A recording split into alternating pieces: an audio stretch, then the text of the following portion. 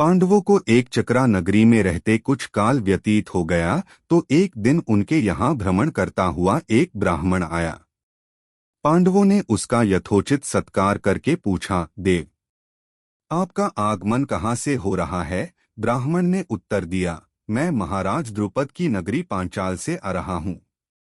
वहां पर द्रुपद की कन्या द्रौपदी के स्वयंवर के लिए अनेक देशों के राजा महाराजा पधारे हुए हैं। पांडवों ने प्रश्न किया, हे ब्राह्मणोत्तम, द्रौपदी में क्या क्या गुण तथा विशेषताएं हैं? इस पर ब्राह्मण बोला, पांडवगण, गुरु द्रोण से पराजित होने के उपरांत महाराज द्रुपद अत्यंत लज्जित हुए और उन्हें किसी प्रकार से नीचा दिखाने का उपाय सोचने लगे। इसी चिंता में एक बार वे घूमते हुए कल्याणी नगरी के ब्राह्मणों की बस्ती में जा पहुंचे। वहां उनकी भेंट याज तथा उपयाज नामक महान कर्मकांडी ब्राह्मण भाइयों से हुई। राजा द्रुपद ने उनकी सेवा करके उन्हें प्रसन्न कर लिया एवं उनसे द्रोणाचार्य के मारने का उपाय पूछा। उनके पूछने पर बड़े भाई याज ने कहा, इसके लिए आप एक विशाल यज्ञ का आयोजन करके अग्निदेव को प्रसन्न कीजिए, जिससे कि वे आपको वे महान बलशाली पुत्र का वरदान दे देंगे। महाराज ने याज और उपयाज से उनके कहे अनुसार यज्ञ करवाया।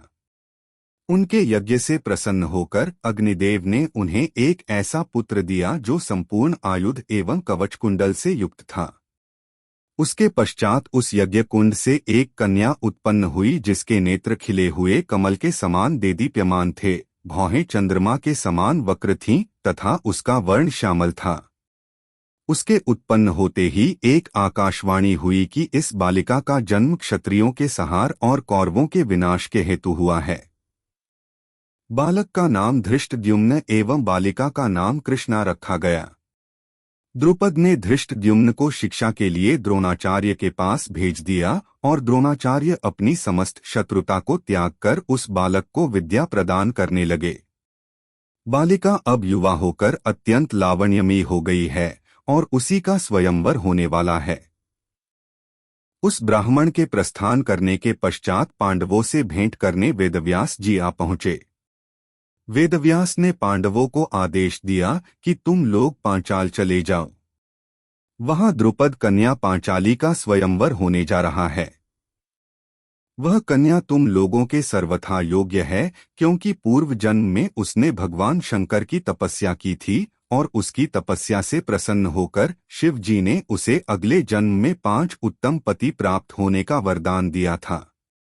वह देवस्वरूपा बालिका सब भांति से तुम लोगों के योग्य ही है। तुम लोग वहां जाकर उसे प्राप्त करो। इतना कहकर वेद व्यास वहां से चले गए।